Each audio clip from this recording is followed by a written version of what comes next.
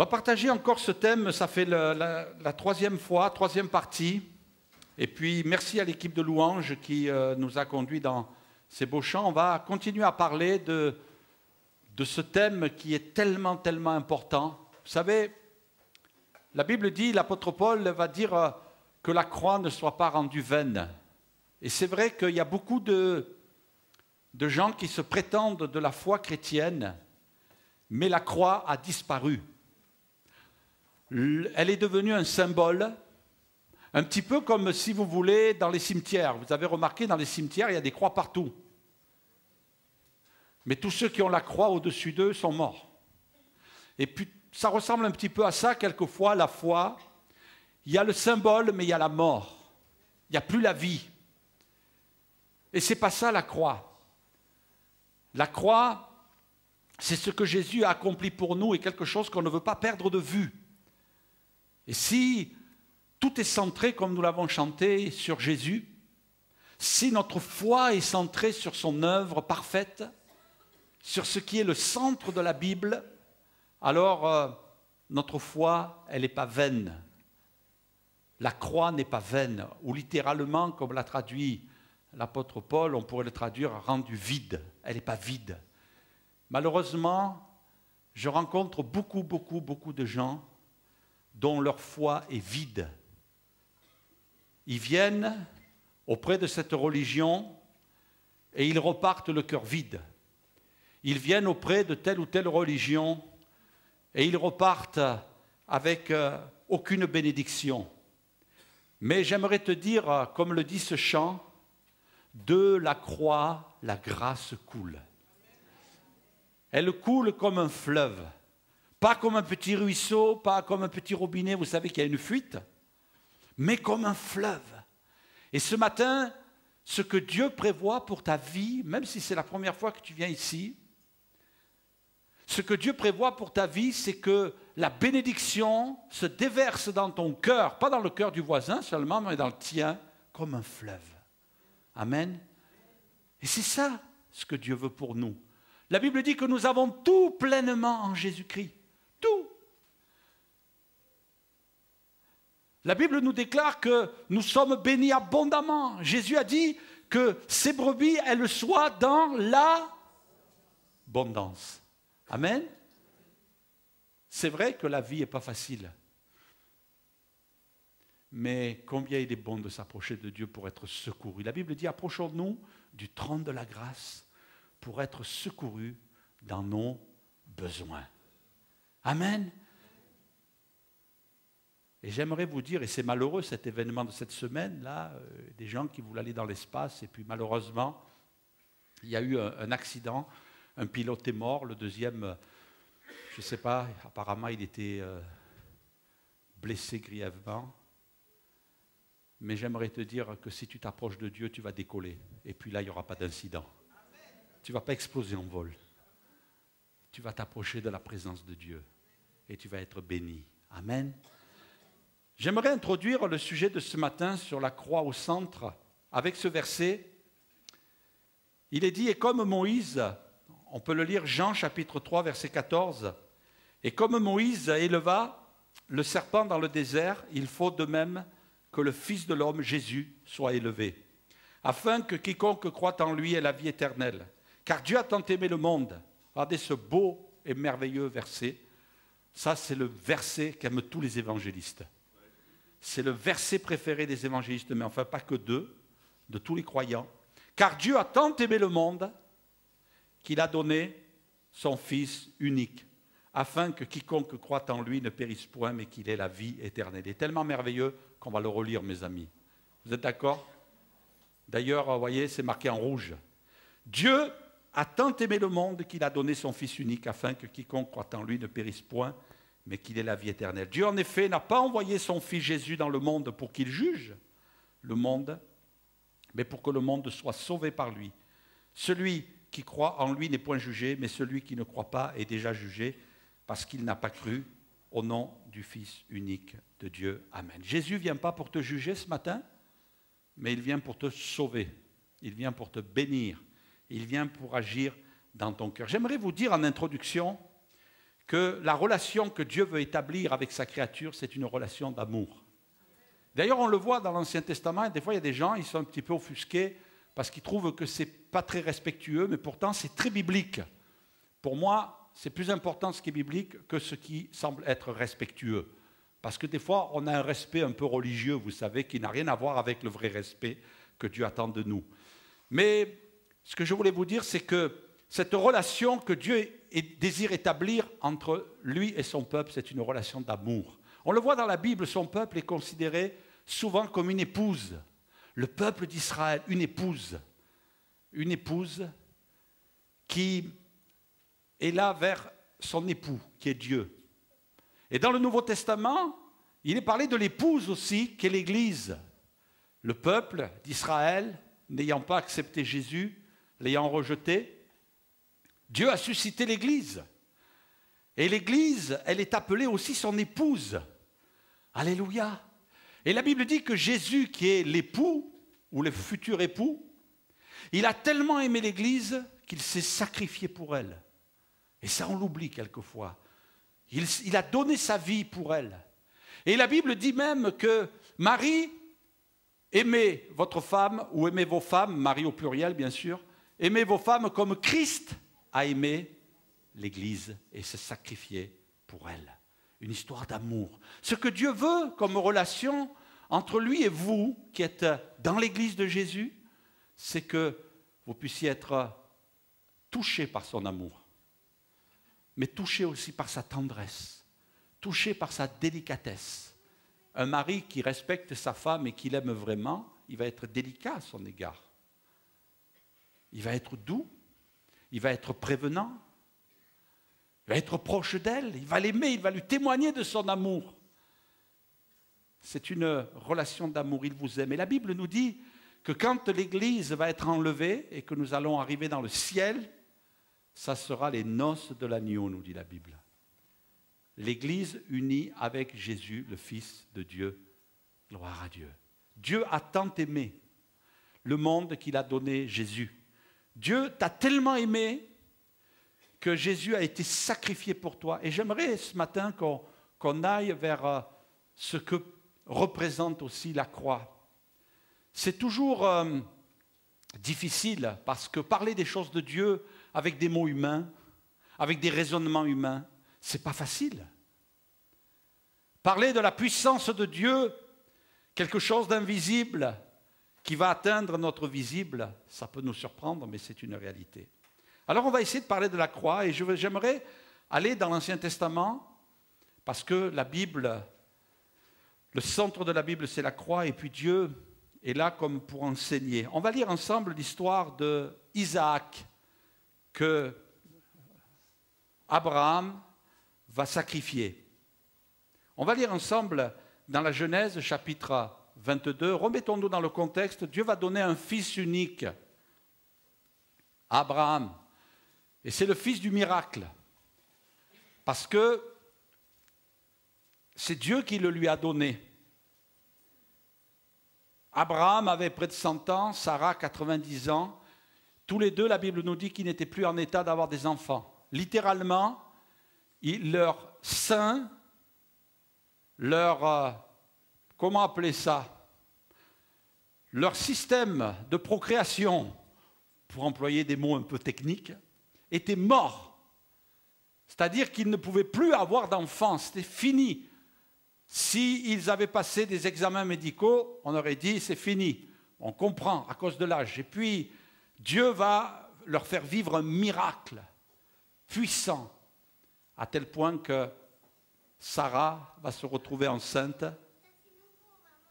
Et puis, elle va enfanter un fils, c'est le fils du miracle. Après ces choses, Dieu mit Abraham à l'épreuve et lui dit, « Abraham !»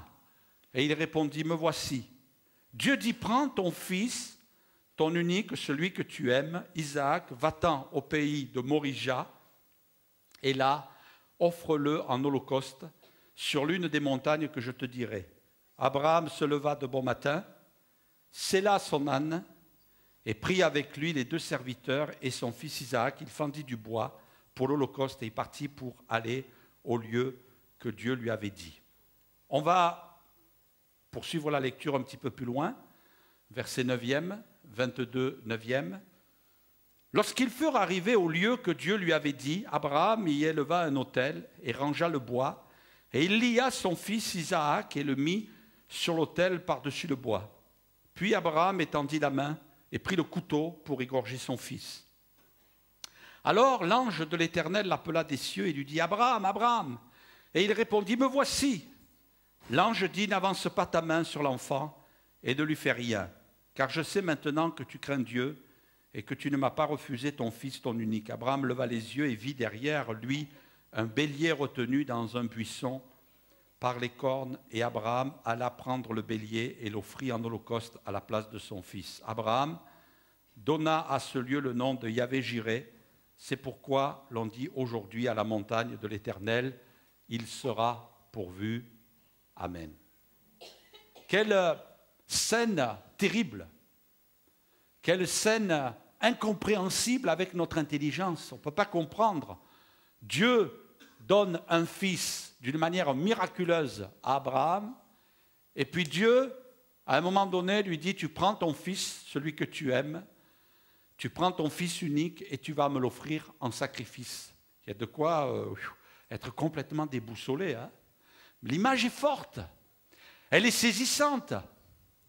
L'image, elle vient même nous tenailler, peut-être même aussi produire en nous presque une sorte de révolte en disant, mais Dieu, quelquefois, vous savez, les idées se mélangent dans notre tête et on dit, mais Dieu, mais qu'est-ce qu'il fait? Il est passé où? Mais comment il agit? Comment il intervient? C'est la confusion. Aujourd'hui, c'est un petit peu ça aussi dans l'esprit des gens. La confusion, on ne comprend pas. Mais derrière toute chose, Dieu est là. Et les hommes qui croient quelquefois contrôler les choses, ils ne contrôlent pas. Mais Dieu est le maître. Et Dieu veut, dès l'origine, puisque Abraham a vécu 2000 ans avant Jésus. 2000 ans avant Jésus. Nous sommes 2000 ans après, mais là c'était 2000 ans avant. Donc il y a 4000 ans qu'Abraham a existé. Et puis Dieu veut marquer d'une manière forte l'esprit des gens, de son peuple.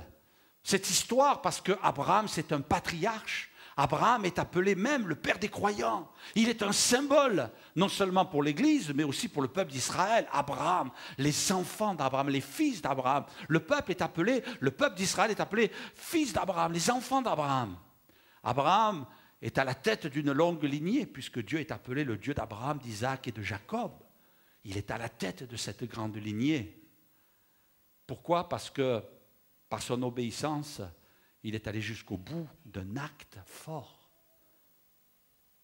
C'est vrai que quelquefois, mes amis, on se laisse marquer par un acte fort, mais on oublie l'acte le plus fort qui ait existé sur la terre, c'est que Jésus est mort sur la croix.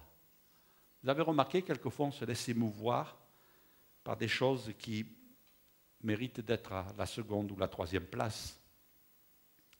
Abraham s'apprête à offrir son fils. Aucune scène dans la Bible est aussi forte que celle-là, du moins de la part d'un homme. Et puis Dieu lui dit, tu vas m'offrir ton fils, tu vas m'offrir ton fils. Et on imagine un peu la scène, Abraham qui est obligé de marcher pendant peut-être des heures et des heures pour aller sur le mont Morija, cette chaîne montagneuse qui est devenue plus tard Jérusalem. Sur cette chaîne montagneuse se trouve aussi Jérusalem.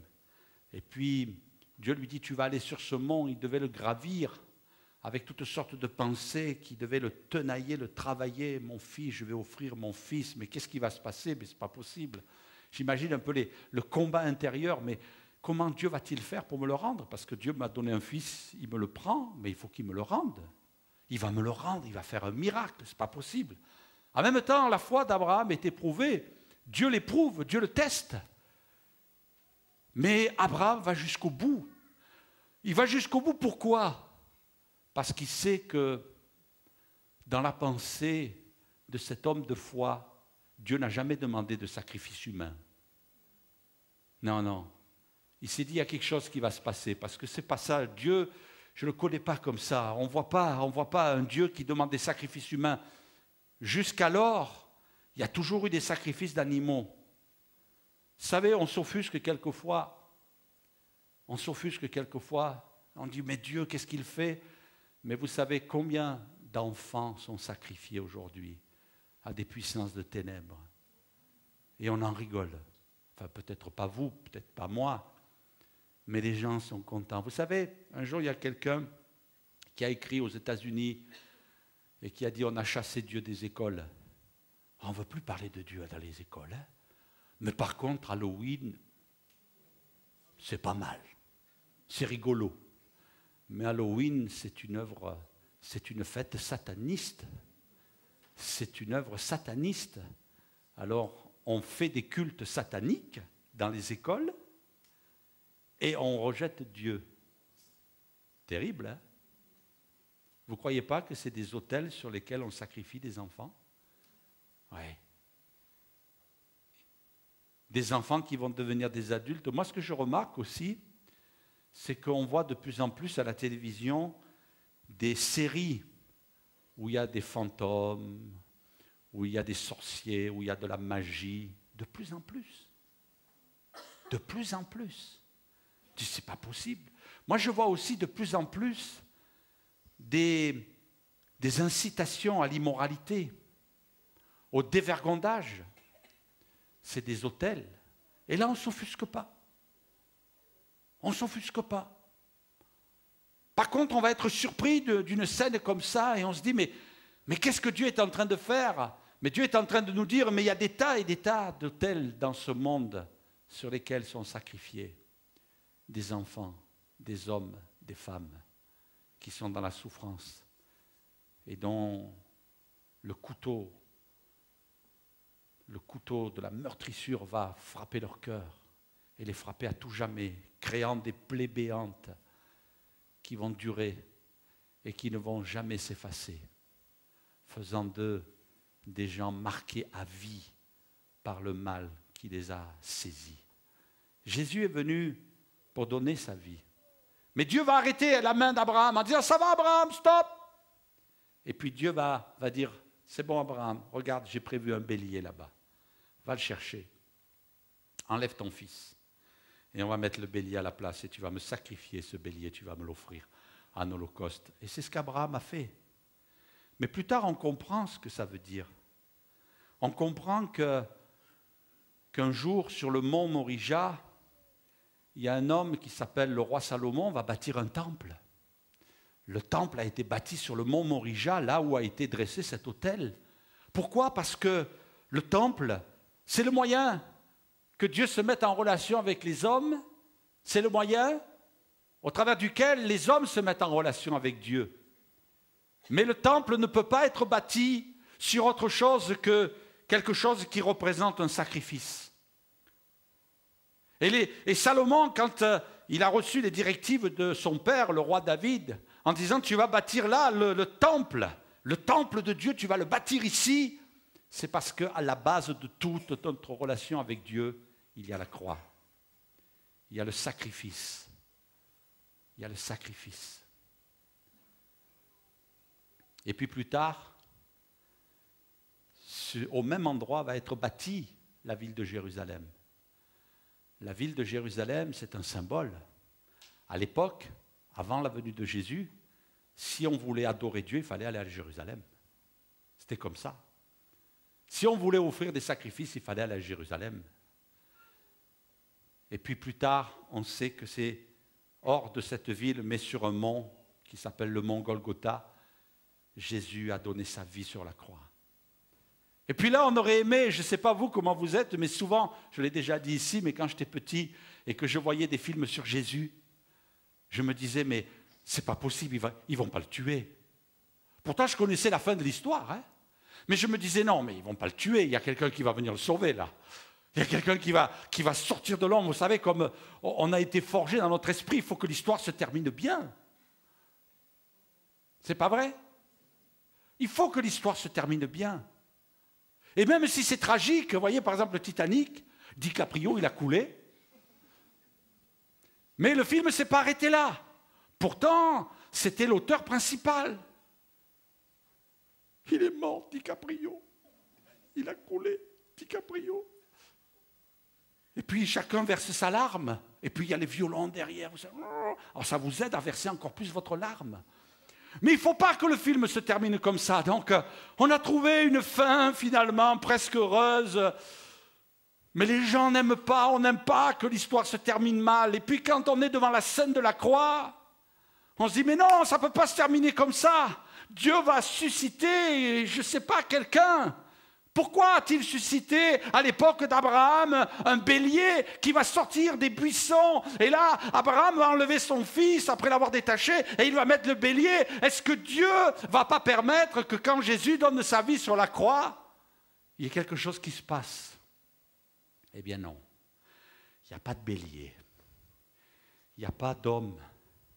Et même la Bible nous dit que tous l'ont abandonné. S'est retrouvé seul sur la croix. Et puis, mes amis, il y a un couteau qui est venu frapper le cœur de Jésus. Il est venu le frapper au plus profond de lui-même.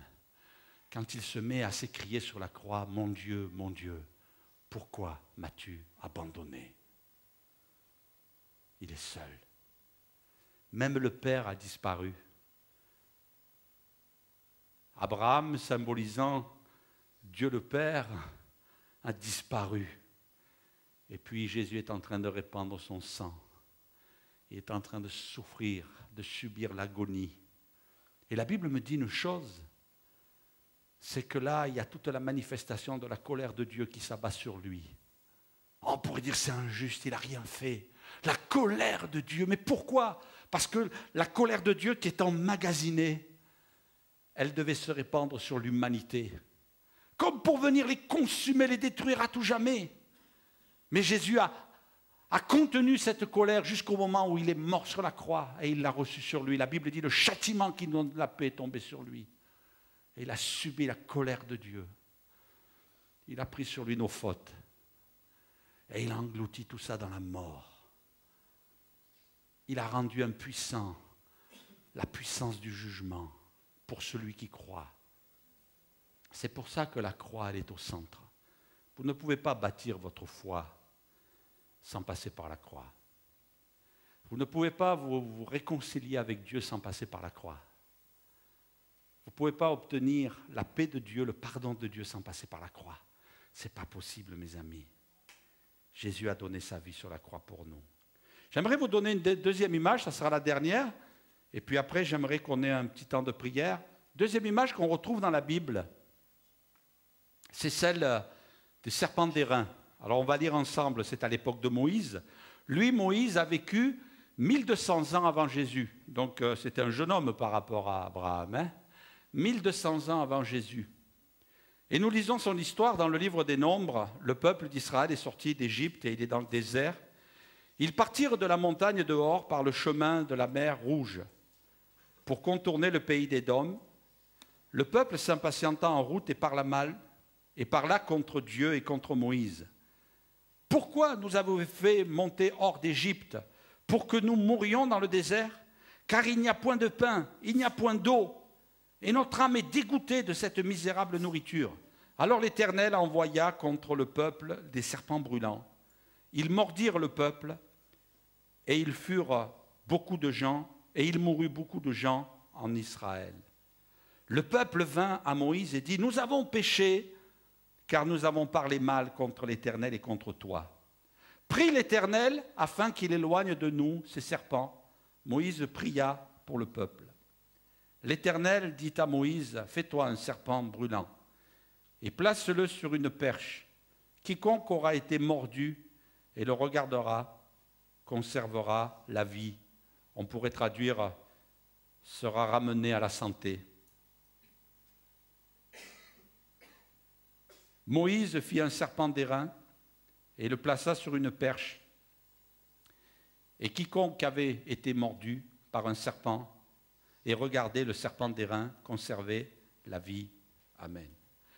On a peut-être des difficultés aussi à comprendre parce qu'ils ont péché. La Bible dit, nous avons péché. Le peuple dit à Moïse, nous avons péché. Le mot est fort, mais il est important et il est incontournable. Aujourd'hui, on ne veut plus parler de péché. On ne veut plus parler de péché. Parce que ce n'est pas un mot qui a sa place dans la société d'aujourd'hui. Il y en a tellement de péchés. Il ne faut surtout pas culpabiliser les gens. Il ne faut surtout pas que les gens se sentent accusés. Mais la Bible dit que quand on est accusé, déjà on est accusé par notre propre conscience. On n'a pas besoin que quelqu'un nous accuse. On n'a pas besoin que la parole de Dieu nous accuse. Notre conscience déjà nous accuse. Et puis, la culpabilité, elle n'a pas que forcément des mauvaises facettes. La culpabilité, c'est comme un voyant dans notre vie qui peut s'allumer.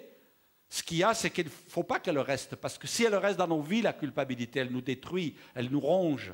Il y a des gens qui se sont détruits, il y a des gens qui n'ont pas supporté la vie à cause de la culpabilité. Mais la culpabilité, elle est comme un voyant. Et vous savez, quand dans votre voiture, vous avez des couleurs sur les voyants. S'il y a un voyant vert qui s'allume, ce n'est pas grave, vous n'arrêtez pas. S'il y a un voyant orange qui s'allume, ce n'est pas trop grave non plus. Mais s'il y a un voyant rouge qui s'allume sur votre tableau de bord, un bon conseil, intéressez-vous au problème. Et la culpabilité, c'est un voyant rouge qui s'allume. Mais mes amis, la pensée de Dieu quand il nous a créés, ce n'est pas qu'on vive toute notre vie avec le voyant rouge, parce qu'il va y avoir de la casse. Et puis c'est ça. Si vous arrivez chez le constructeur de votre voiture en disant « je vous rends votre voiture », elle est toute cassée. Et que, après questionnement, vous êtes là en train d'avouer que ça fait 3 semaines que vous rouliez avec un voyant rouge allumé, vous risquez un bon savon par le constructeur. Même si la voiture est sous garantie, vous risquez de sérieux problèmes. Les gens qui vont s'approcher de Dieu en disant « oui, mais tu comprends Dieu, ma vie ». Mais Dieu dira « tu sais, j'ai mis des voyants en toi, dans ton cœur, dans ta vie, il y en a un qui s'est allumé, il y en a même plusieurs, et puis c'est des voyants rouges qui s'allumaient. Mais pourquoi tu t'es pas arrêté pour faire un petit peu le bilan de ta vie? Pourquoi tu t'es pas arrêté là pour dire « mais qu'est-ce qui se passe ?» Il faut que ce voyant s'éteigne et chercher le moyen. Allez, tu vas fouiller, non pas dans le manuel, mais tu vas fouiller dans la Bible en disant, mais là, pourquoi ce voyant s'allume? Eux, ils ont dit, nous avons péché, nous avons péché. Oh Moïse, il faut que tu interviennes, nous avons péché. Et je crois que Dieu aimerait entendre ce cri aujourd'hui. Des gens, au lieu de lever le poing contre Dieu, plutôt de dire, Dieu, nous avons péché. Si notre monde est dans cet état, si peut-être ma vie, elle est dans cet état, si ma famille, si mon couple est dans cet état, c'est peut-être que j'ai péché. Et puis ce qu'il y a, c'est que le peuple a prié. Ils n'ont pas dit, on a péché, ben, on va mourir. Non, ils ont dit à Moïse, fais quelque chose. Et pourtant, leur péché, ce n'était pas des choses terribles. Ils n'avaient que mal parlé. Mal parlé. Et vous savez, quelquefois, on pense que le péché, c'est des choses d'avoir sorti le fusil canoncillé, on a tapé chez le voisin et... C'est un péché, certes, ne le faites pas. Il y a d'autres solutions, hein? Vous pouvez les trouver. Mais quelquefois, de nos bouches, il sort des paroles. Et Dieu dit, c'est un péché. Et Dieu dit, j'accepte pas ce péché dans ta vie. Il y a des gens, avec leurs paroles, ils font du mal, des fois pire qu'un coup de fusil. C'est pas vrai? Moi, j'ai rencontré des gens, on m'a dit, pasteur, quand j'étais une petite fille, quand j'étais un petit garçon, mon père, ma mère, ils m'ont dit ça. Je suis détruit. Moi, je préfère recevoir un coup de fusil. Hein. Bon, qui ne me tue pas, mais vous comprenez, les gens qui vivent avec, dans leur vie, des impacts dans leur cœur, dans leur conscience, dans leur mémoire, ils vont se détruire toute leur vie. Et puis, Dieu va inviter le peuple à réaliser que le péché, c'est une puissance, c'est un pouvoir, quelque chose qu'on ne peut pas contrôler. On ne peut pas le dominer, le péché, parce qu'il est plus fort que notre nature humaine. Oui. Il y a un homme, bon, on ne va pas lire le texte, mais vous pourrez le relire, on va juste vous afficher le début. C'est l'apôtre Paul, dans l'épître aux Romains, bon, il y a tout un texte qui est assez long, mais il dit, moi j'ai le désir de faire le bien, mais j'y arrive pas. Parce que le péché est plus fort que moi. Je fais ce que je ne veux pas, et je reconnais par là que la loi est bonne. Ce que Dieu nous dit, c'est bon, mais je n'y arrive pas. Parce que le péché, c'est un pouvoir. Et ce pouvoir est entre les mains de l'ennemi de nos âmes. Et l'ennemi de nos âmes exerce un pouvoir, une domination. Il exerce sur ma vie une pression par le moyen du péché. Sais-tu, mon ami, qu'en te livrant au péché, tu deviens esclave du péché et ton maître, c'est le diable. La Bible dit que lui, sa vision pour ta vie, il ne vient que pour dérober, pour enlever tout ce que tu as dans ta vie de bon, pour égorger et pour te détruire et détruire ton entourage.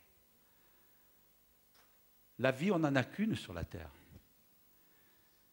Et Dieu nous dit, de quelle manière tu vas la guider?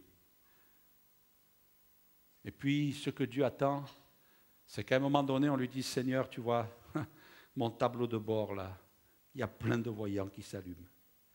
Alors écoute, on va faire quelque chose, Jésus. On va s'arrêter, on va arrêter la voiture là. Je vais arrêter ma vie un instant. Et puis je vais sortir de la voiture. Et puis je vais dire, Jésus, prends le volant, conduis ma vie.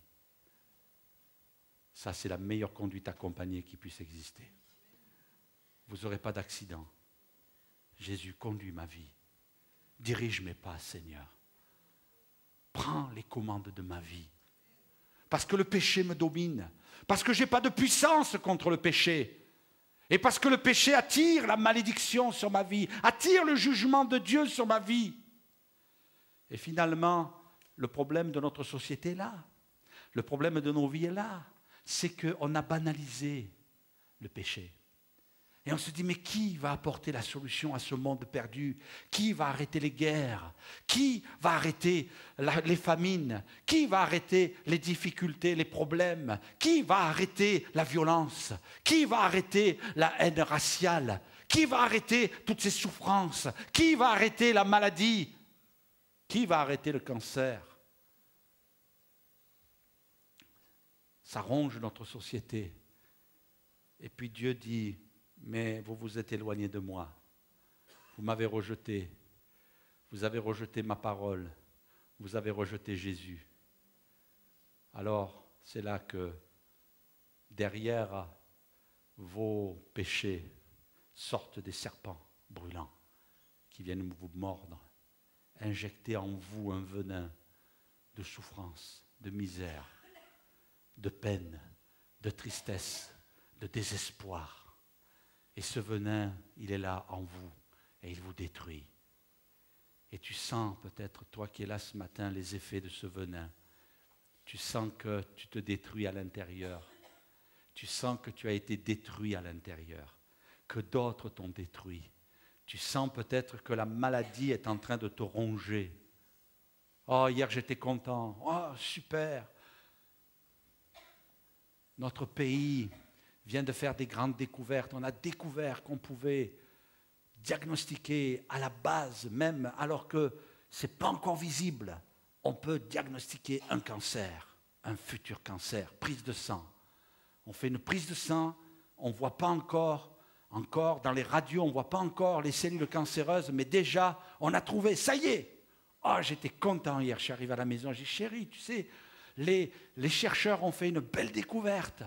Elle me dit quoi? J'ai dit, ils ont découvert qu'avec une prise de sang aujourd'hui, on peut arriver à diagnostiquer un futur cancer et vite enrayer. Oh, je dis, c'est formidable. Et hier soir, j'étais déçu parce que j'ai entendu aux informations, hier midi, j'ai entendu aux informations qu'il faudra encore attendre plusieurs années. Mince alors. Bon, on sera content dans plusieurs années. Mais peut-être que ce matin, tu as peur du cancer. Allez, ne te voile pas la face. Peut-être que tu es atteint d'un cancer. Et tu te dis, c'est un venin qui a été injecté dans mon organisme. Qui c'est qui peut l'enrayer? Alléluia. Dieu a dit, j'aimerais qu'on vous mette cette image, Dieu a dit à Moïse, tu vas élever un serpent d'airain sur une perche. Est-ce que tu peux nous mettre l'image? C'est l'image de Jésus qui a été élevé sur la croix. Et quiconque regarde le serpent, le venin s'estompe, le pouvoir et la puissance du venin disparaît. Il n'y a pas d'antidote, sinon simplement de porter les yeux sur le serpent d'airain. Ce serpent, cette puissance, Jésus, en mourant sur la croix, il a écrasé la tête du serpent qui est le diable. Il y a quelque temps de ça, il y a peut-être moins un mois à peu près, un vendredi, je me rappellerai toujours, je m'apprêtais à, vous savez, là on a des beaux jours, et puis j'ai dit tiens, j'étais un moment seul dans l'espace ici, j'ai dit je vais aller prier dehors en marchant, profiter de quelques rayons de soleil, puis j'aime bien aller prier dans la nature, j'aime bien aller prier en marchant, ça m'évite de m'endormir quand je prie. Et puis, juste j'arrive devant la porte, qu'est-ce que je vois devant la porte? Une vipère. Dans l'église, elle est rentrée, la vipère. Et j'ai dit, toi, qu'est-ce que tu fais là, toi?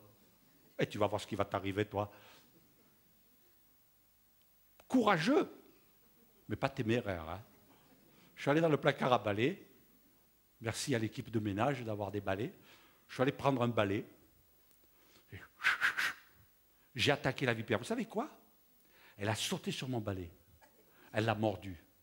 Elle a mordu mon balai. Je dis, mords mon balai. Tant que ce n'est pas moi que tu mords. Et puis j'ai pris la vipère, et moi, bon, qu'est-ce que vous voulez? Un grand cœur, et puis un petit peu écologiste sur les bords, mais dans le bon sens du terme, hein, pas politique. Hein. Dans le bon sens du terme, j'ai dit, je ne vais pas tuer la vipère. Tout le monde dit que c'est utile. Je prends la vipère et je l'envoie à Weston. Ah ouais. Écologiste, mais prudent.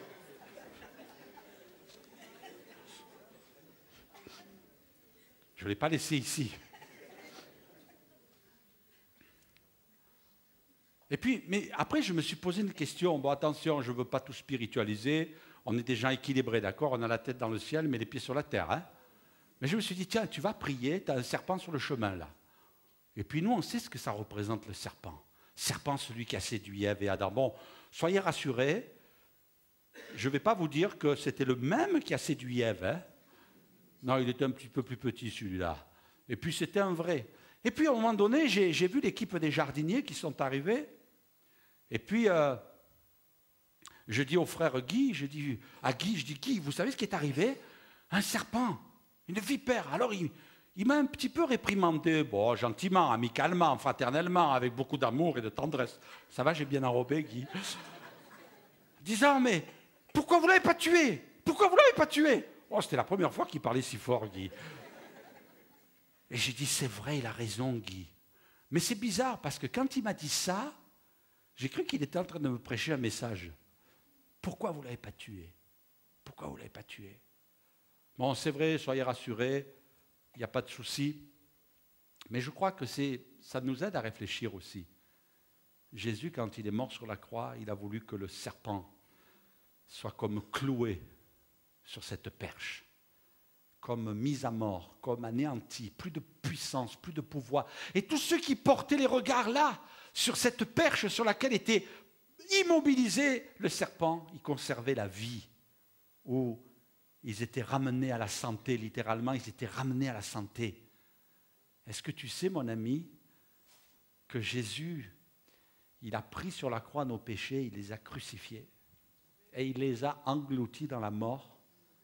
Et c'est pour ça que la Bible dit, le péché, il n'a plus de pouvoir sur vous.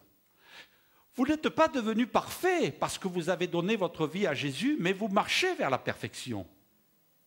Et vous allez sentir dans votre cœur, mes amis, un autre pouvoir, c'est le pouvoir de l'Esprit, le pouvoir de l'amour de Dieu, le pouvoir du pardon, le pouvoir de la réconciliation, mais aussi le pouvoir du sang de Jésus dans votre vie. Parce que la Bible dit que le sang de Jésus nous purifie de tout péché. Et vous savez, ce mot, le mot purifier, je l'ai déjà dit, mais permettez-moi de le redire, c'est un mot qui pourrait être traduit nous désinfecte, nous nettoie, nous désinfecte. Et vous savez ce que ça veut dire, désinfecter? On le sait tous, quand on a une plaie, ça sert à quoi de bander la plaie si on n'a pas désinfecté? Moi, il m'est arrivé d'avoir des plaies et d'aller voir quelquefois le docteur en disant « Docteur, on peut faire quelque chose ?» Et puis je me rappelle un jour, il m'a dit « Oui, oui, d'accord, on va s'en occuper. » Et il a commencé à traiter. Et puis finalement, la plaie était en train de se propager.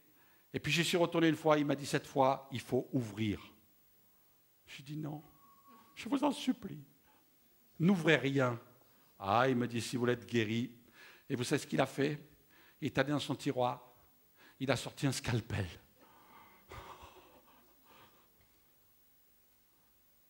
Et puis là, il a commencé, il m'a dit, vous voulez regarder? Je dis non. Et il a commencé à ouvrir. Et là, il a commencé à désinfecter.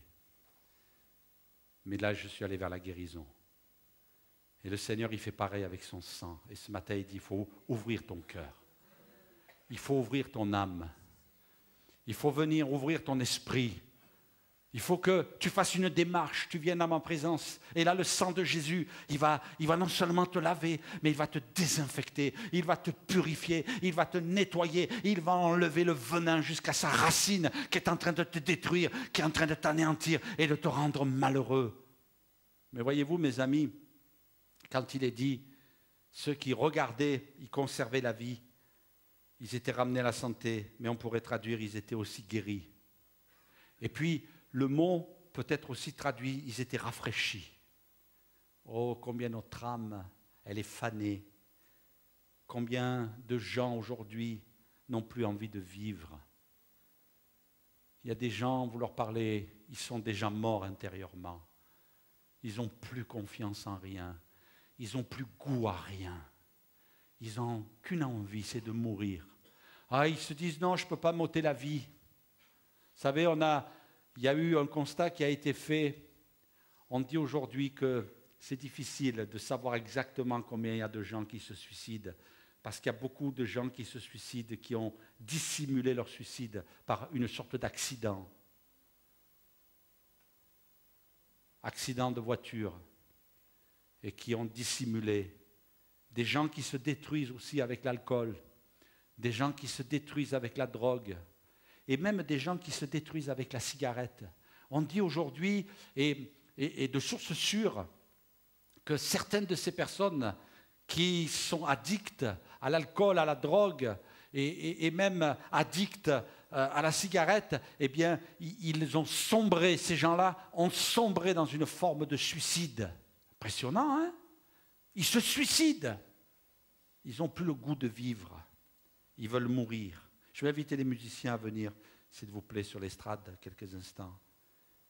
La Bible dit, vous étiez morts par vos offenses. On va lire dans Colossiens, si vous voulez bien. Vous étiez morts par vos offenses et par l'incirconcision de votre chair, et il vous a rendus à la vie. Alléluia.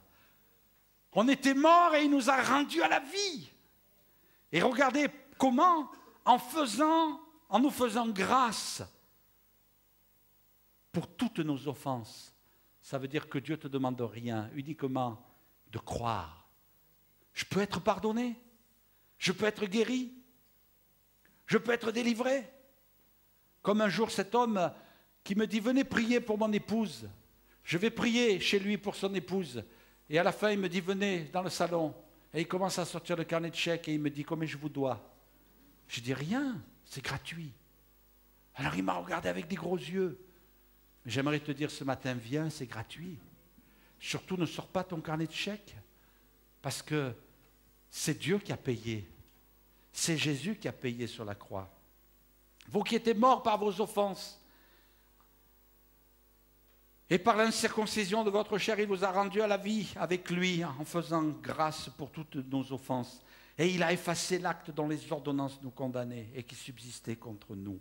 Et il a éliminé en le clouant à la croix. Il a dépouillé les dominations et les autorités en les livrant publiquement, en spectacle, en triomphant d'elles par la croix. On peut remettre l'image de Jésus et le serpent.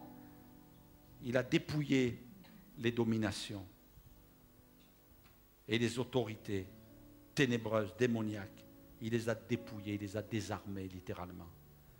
Et les a livrées publiquement en spectacle, en triomphant d'elles par la croix. Jésus a triomphé sur ton péché. Jésus a triomphé sur le pouvoir de ton péché. Ce matin, ta vie peut changer. Tu peux sortir de ce lieu étant quelqu'un de nouveau. Est-ce que tu le veux ce matin? Tu peux sortir en étant délivré de ton péché. Délivré à tout jamais. Alléluia. Le péché ne va plus pouvoir s'agripper en toi. Il pourra venir frapper à ta porte, mais Dieu dira, tu domines sur lui. Et tu vas dominer sur le péché. C'est plus lui qui te domine, mais c'est toi qui vas le dominer. Pourquoi? Parce que Jésus a triomphé sur la croix. Et ce matin, tu peux être libéré. Tu peux être libéré de ton addiction. Tu peux être libéré de ton péché. Tu peux être libéré de la calomnie. Tu peux être libéré du mensonge. Tu peux être libéré du vol. Tu peux être libéré de l'adultère. Tu peux être libéré de l'immoralité. Libéré, libéré, libéré. Il y a des gens un jour, je me rappelle cette personne que le pasteur est allé voir en disant, mais il faut que tu abandonnes ton péché. La personne a dit, oui, il faut que je l'abandonne, mais j'y arrive pas. J'arrive pas. Jette-toi dans les bras de Jésus, tu vas y arriver. Et puis, par les meurtrissures de Jésus, tu peux être guéri du venin de la maladie.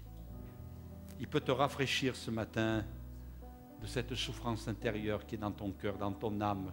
Là, tu ne vois pas de médecin te dire on va faire une ordonnance pour guérir ton cœur brisé, détruit, ton âme anéantie.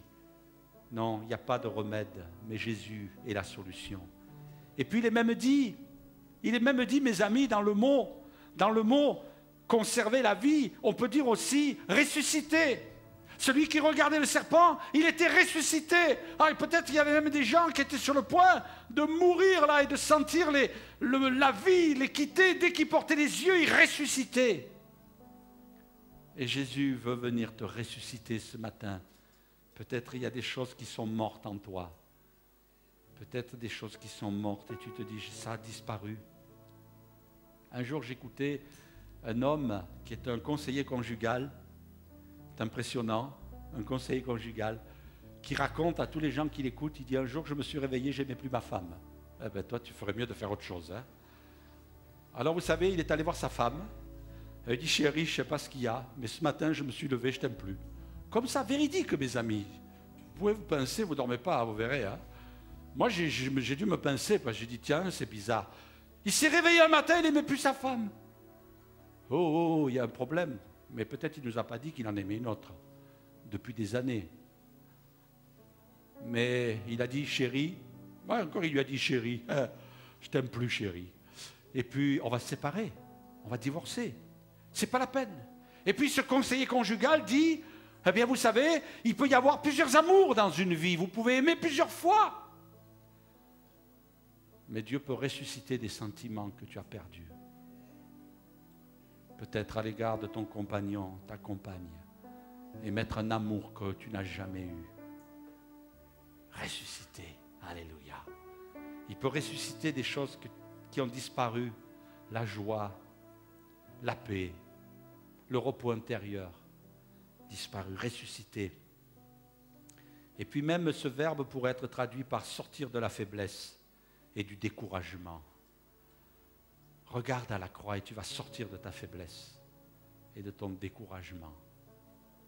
Arrête de déprimer. Arrête d'être angoissé. Arrête d'être désespéré. Et puis revenir à la vie, à la vraie vie. Parce que la vie que tu vis aujourd'hui sans Dieu, ce n'est pas la vraie vie. Ce n'est pas la vraie vie. Tu as la vie organique, mais Jésus te dit, moi, si tu viens à moi, tu vas avoir la vie éternelle. Jésus veut te donner la vie éternelle. Celle qui ne s'arrête pas au tombeau. J'écoutais hier dans la voiture, pendant un déplacement, j'écoutais à la radio que beaucoup de fans allaient sur des tombes de grands personnages. Il y en a qui allaient sur la tombe de Claude François. Il y en a qui allaient sur la tombe de Fernandel. Et il disait chaque fois qu'il citait un nom, Il disait l'endroit où était la tombe. Et beaucoup de gens vont se réunir. Hein.